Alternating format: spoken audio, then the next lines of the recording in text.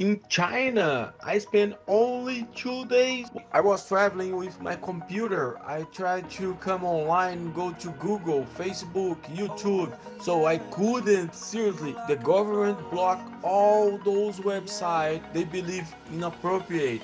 So they got a local Google, a local Facebook, a local YouTube. So if you type it out Google, they redirect you to another local Google. It was a little bit annoying because from China I had to fly to India. So I had to book my hotel in India. So how can I do that? Because I was in China and I couldn't come online like Google or do some stuff online.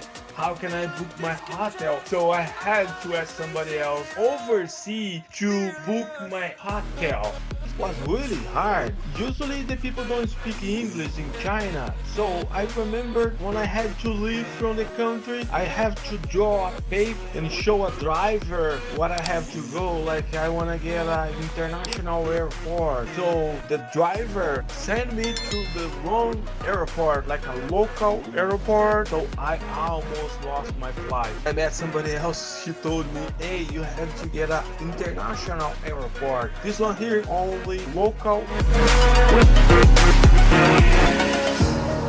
Burning the bridge that keeps us. I'm here and I'm feeling fearless. Exaggerated, that's what you assume. The story's over now.